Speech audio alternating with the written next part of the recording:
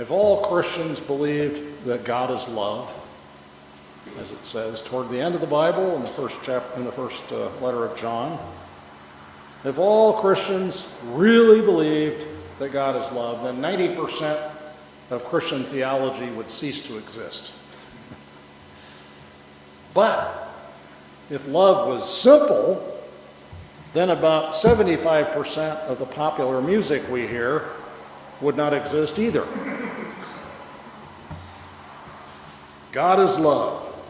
I've spent my whole career focused on the implications of this statement, the consequences that come from this statement, which, for one thing, enormously simplifies this Christian religion that we practice. Because if God is love, then all the stuff that bewilders and bothers folks about our religion just evaporates. Love is not controlling, it is attractive. So if God isn't controlling, then the problem of evil goes away, because God isn't in control of the universe. God attracts us to do good, but doesn't force us or anybody else or anything else to do what is good. And if God is love, that kind of wipes out the whole argument about whether or not God exists, right? Because we don't need to be convinced that love exists. We know it's out there. We've experienced it. We've seen it. We know it's real. So if God is love, what's not to believe? God then is a sacred kind of relationship that we actually experience, not a guy in the sky mooting all the obvious objections that there are to supernatural divinity. Compared to all the other theology that I've read in my career, God is love theology is very simple. But again, love is not simple, right? You love your child who's going through a cantankerous phase, saying no to everything that you propose or suggest, refusing to cooperate in any way around the house, acting defiantly. What does love look like in that situation? Not simple. You love your aging parent whose personality has totally changed with the onset of dementia. And what does love look like in that situation? Not simple. You love your partner loves you, but your partner has lost interest in sex. What does love look like in that situation? Not simple. Jesus told us to love our enemies. Love your enemies? Well, there's nothing simple about that, is there? That's hard work and confusing, very challenging to rise to that very high challenge. Love's complexity, its layers, its entanglements, are the stuff of most song lyrics, right? You can think of the ones that stick in your head. In all genres of music, nothing fascinates us more, nothing bedevils us more than love. These days I'm in dialogue with a new friend of mine who's a theologian named Tom Oord. He got his PhD from Claremont School of Theology, studying with Dr. John Cobb, foremost theologian of process theology, a man I got to know, had the privilege of getting to know toward the end of his life. Tom was a fundamentalist Church of Nazarene preacher who went on to teach at his denomination's seminary up in Idaho until he was kicked out for being affirming of queer people and of same-sex marriage. And now Tom is an independent scholar focused on promoting a God is love theology. So we've had some pretty lively chats in the last 2 years, he and I. In his writing, he defines love this way, and I think it's intriguing. Something for us to think about. What is love? How would you define it? In a way, it's sort of an impossible quest, right? How do you define love? And yet, we know it's real, so there's got to be some definition to it. So his definition is this: To love is to act intentionally in relational response to God and others to promote overall well-being. Well, simple definition, but of course, following it out, not so simple. Tom and I are engaged in a lively, friendly debate. And this is the nut of it is in this line, this issue. He believes that God is love, but he says that love is not God. Now, what does he mean by that? What he means is that God is a person whose nature is to be loving. Can't help but to be loving. Always is loving, because that's what God does. That's the nature of God. A person whose love attracts all of creation toward the promotion of well-being. But for him, again, this person is not love itself, as he wrote in one of his books.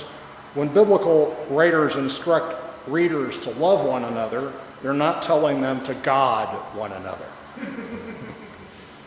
Love is an action, while the Spirit, I will argue, is a universal person. Persons don't act, acts don't person. So my response to Tom has been this. I say that, the statement that God is love can't help but mean that love is God. Just logically, on the face of it, it's got to be the case. To speak of God as a person is poetic language expressing the personal nature of love. Love is personal. We relate to others as persons fully when we love them. And so this language we use about God as a person is poetry to express that reality, that nature of love itself. And this is a higher level of love that we're talking about here when we talk about God is love. Not just love of family and friends, not just love of your country and your fellow citizens in your country, not just love of mothers for babies, etc., but love that goes beyond those kinds of relationships. Love that goes beyond self-interest and extends unconditionally to everyone and everything. Love for all people, no matter what, and love for the cosmos itself, and love for love itself. We experience this as divine, as the ultimate reality, the best thing in the universe. The idea that this kind of love, this all-extending, all-encompassing, agape, unconditional love, that it could exist at all is miraculous. It is amazing. It is the most miraculous and marvelous thing that has happened in the cosmos in its 14 billion years. Yeah? We have been touched by it. We have received it. We have shared it. And as I like to say, our church is a place where we build up our muscles to do it. The church is a fitness center for love. That's why we're here. And sometimes it's tough pushing, right? Sometimes you have to work up a sweat, so to speak, to do it. When Renee Good and Alex Preddy laid down their lives in Minneapolis defending undocumented people facing unjust and inhumane deportation, we were left standing in awe of this love.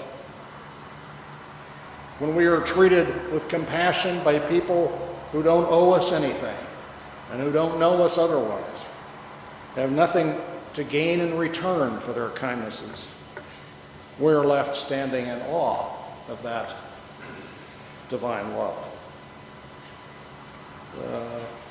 When the freedom riders, both black and white, rode into the belly of the segregation beast in the 1960s in the South and were beaten within inches of their lives for the love of all black people suffering from suffocating oppression, we were left standing in awe. All these people paying attention, deep attention to other people who are suffering. And their attentiveness led them to action.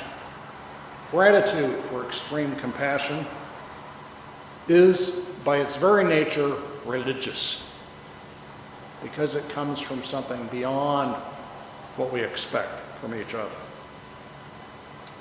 It's got to be religious gratitude, by its very nature. Gratitude for the existence of this compassion itself. I define love this way. Love is intentional, focused, non-judgmental attention, resulting in working for the well-being of others and of the ultimate other in the cosmos.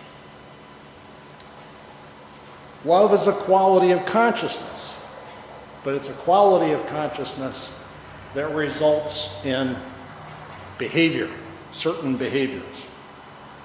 I'm a very, very lucky grandpa to 5 and 6-year-old boys, a pair of boys. And I am very privileged to pay attention to them. I watch what they do, I listen to them with intention. I get down on the floor and I observe what they're doing and participate in what they are doing, rather than trying to get them to do what I would be doing. I go with their flow, and they know that I'm going with their flow, not just mine, and they receive my attention as love.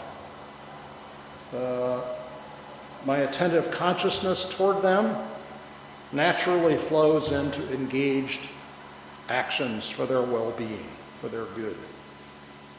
My invisible attention results in visible consequences.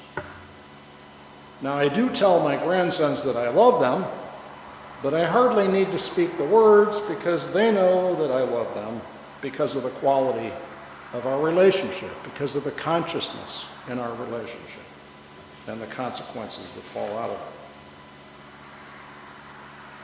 You know, we say I love you a lot, and that's good. That's a good thing, always a good thing. But it doesn't mean much if we don't back it up, does it? And the way we have to back it up is with paying attention to those who we say that we love. Really pay attention. Attention without judgment, attention without limits. Now, there may be limits in our behavior toward those that we love because we have to take care of ourselves too. But the attention can go beyond that. So, to love is to pay attention without judgment, attention that results in positive, supportive behavior. Love is a holy thing, and we do well to practice it before we start talking about it, right? Simone Weil, the 20th century philosopher theologian, she once said, Christianity speaks too much about holy things. And of course, here I am, standing in front of you, speaking probably too many words about holy things.